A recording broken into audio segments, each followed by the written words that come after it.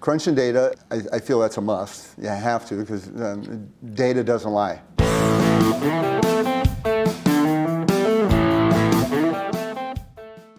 All right, I am here today with Lance Evans with K&B Transportation.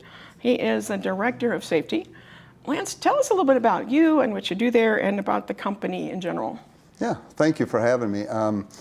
As you mentioned, my name's Lance Evans. I'm the Director of Safety at K&B Transportation.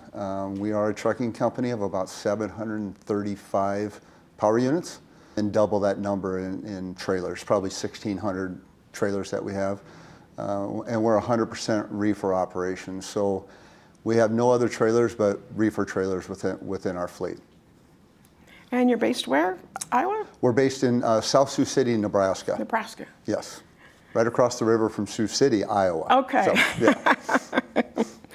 And you got into your safety position after a bit of an interesting history from the other side of trucking safety. Tell us a little bit about that. Yeah, sure. For 22 years of my adult life, I spent time with the state of Iowa as a law enforcement officer, specializing in commercial vehicle enforcement.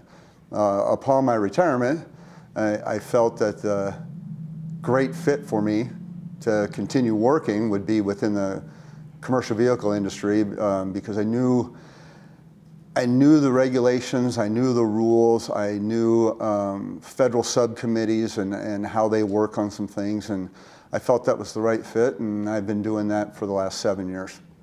Broadly speaking, looking at the trucking industry, what's the biggest challenge you see the industry dealing with right now? I think right now, there's a couple, if you don't mind. One is I think that hesitation when it comes to maybe some technology features that are out there. There's some reservation, which is rightly so, but I think that is an issue. And then the state of the union that is commercial trucking is finding that right driver to put in the seat of your truck. It all starts with the driver, especially when it comes to safety initiatives and things of that nature that can adapt to technology as far as when it comes to safety issues. And that's been changing so fast, it can be a challenge. It can be, and we're seeing that. What are some ways that you've been using technology at K&B to improve safety, improve driver outcomes, training? Tell us a little bit about that. Sure. We started using technology as far as safety initiatives approximately 5 years ago. We wanted to do away with distracted driving as best we can, and we went with a company called Lifesaver Distracted Driving, and what that does is it basically stops the driver from accessing their phone while the vehicle is in motion. And which we know distracted driving by cell phone usage is increasing tremendously across the country, and not only in tractor trailers but in four-wheel motor vehicles as well. And we wanted to combat that and try to eliminate that variable that could be a preventable accident based on something our driver is doing with their phone. Then we slowly morphed into speed dynamic type issues. We are working with a company called eSmart, and what this does is it controls the throttle of our vehicles and keeps the tractor at whatever the speed limit is. It's basically eliminated, or I should say has reduced our 6 to 10 mile an hour overspeeds. By maintaining the constant speed per the roadway. Voids, it detects bridges, low bridges. We've been utilizing this for 3 years. I'm happy to say we haven't struck a bridge in 3 years. It totally eliminates that. And we use it for geofencing for weather conditions. If we know a stretch of roadway is bad, we can geofence that roadway. Fleet manager gets hold of the driver, lets them know we're experiencing weather in the zone that you're going to be going in. Your speed's going to be reduced, and the tablet within the truck will tell them you're in a weather geofence zone, maintain whatever speed we set the vehicle at, back at the home office. So That's great, right? It's Yeah. really helped us tremendously. And then lastly, we are fleet-wide with cameras. And we have 5 total views that we can see. The main unit extending outward of the tractor, 2 side views from the main unit, and then of course down both sides of the trailer, they're mounted on the mirror, so we get 5 total views, which has really helped with our coaching, with drivers that are maybe experiencing some issues that we want to correct.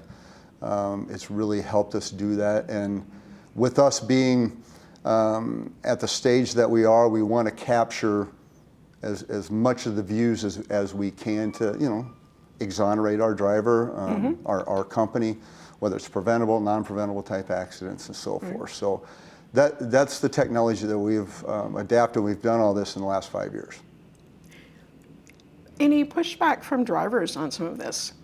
Some. I would be lying if I didn't answer correctly. And a lot of it is we're all company drivers. We have no owner-operators, independent lease operators, nothing like that. And our pay standard is relatively high for our drivers. And you need that return on your investment. Right? And the pushback came at first with the Lifesaver app. Drivers were concerned that it was going to eat data on their phone as their data plan, which it doesn't at all. And there was some that flat out didn't want it. And we lost a few drivers because of it, but that told me from a safety standpoint that they were wanting to do something. Right, they might not have been drivers you really wanted. Absolutely. After all. You hate to lose a driver, but safety is paramount, and it's one of those things. So there was some pushback on that. As far as the eSmart technology with the regulating the speeds and the throttle control and the bridge detection, so we don't hit the bridge, maybe there was a little bit like, interesting. And that's the kind of attitude we got. Oh, this is an interesting feature. But drivers like it because it protects their livelihood.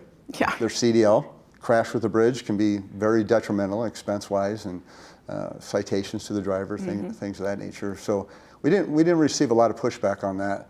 And then with the cameras, we're not seeing any pushback on that. Main reason we are not recording internal. Yeah, there's external.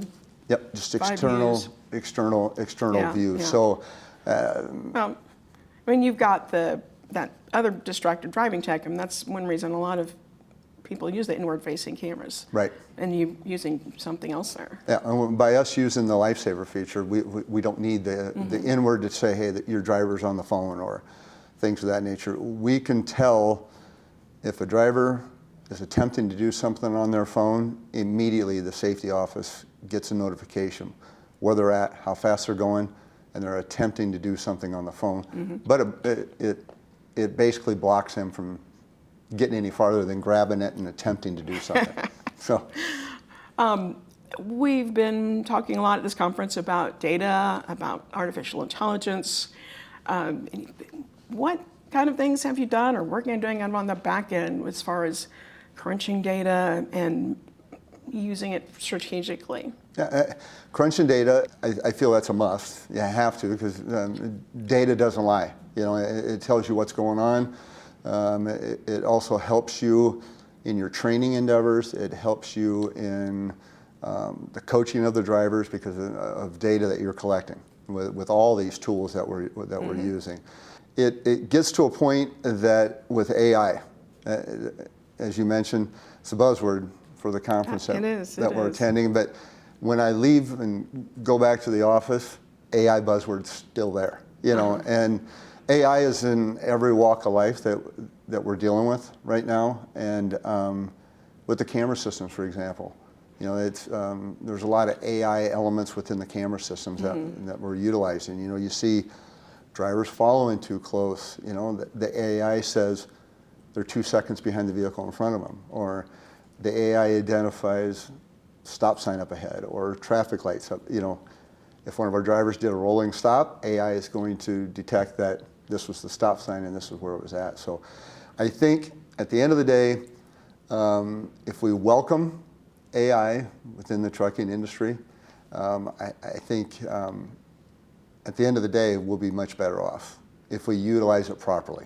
Yeah, I think that's the thing is learning how to use it, whether it's just learning how to do prompts with ChatGPT Yep. to write things or whatever, and obviously all on the back end, it's just, you can't just say, all right, it's AI, it's going to solve everything. It needs people to work with it. I think so. I think you're right on that.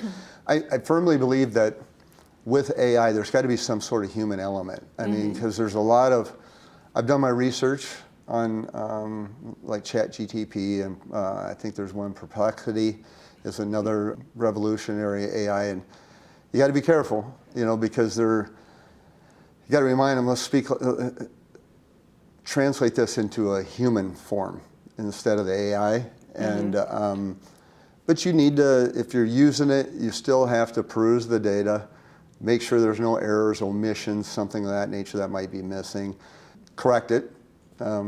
Everybody needs correction, whether you're human or you're AI, right? So, but I welcome it. I think you got to get on that train because it's here to stay and it's evolving quickly. It is, absolutely. It's amazing how fast it's exploded. Absolutely. What's, back to sort of broad topics, what's one trend that you think fleets should be paying attention to, maybe other than AI, or something you think's been overhyped?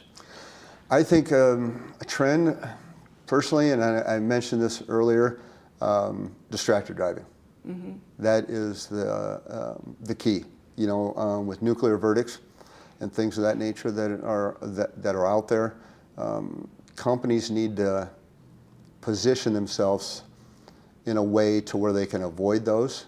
And you see it, I see it, driving my personal vehicle down the roadway. Yep. People are addicted to their cell phones. And that distraction, not only, you're talking monetary with nuclear verdicts, but, human lives, you can't put a price on that. Yeah. And it's devastating for the families that have to experience something like that. It's devastating for anybody who's driving that vehicle, that they're guilty of that act. And it impacts so many people, and it can be prevented. Just attention, I think, if I had to put my finger on it, I think distracted driving by any driver, but in the commercial vehicle realm, it's a must. Extra level of responsibility there, being Correct. Commercial drivers. Yeah, I would agree with you. I would agree with you. Yes. And that all those years of law enforcement talking there too, I would imagine. Yeah, there's some of that, right? That stuff never tends to really leave you from the law enforcement perspective. My wife is, hey Lance, you've been out of that game for a few years, but it still resonates. Yeah, it's got to bring some insights to your current job. Absolutely, I think it is helpful, and my staff and those people that work around me, they utilize that background that I bring to the table to benefit everybody as a whole. So I appreciate that. All right, Lance, I think we're out of time. Really enjoyed meeting you and getting to talk to you today. Yes, ma'am. Thank you. Appreciate it. Thank you.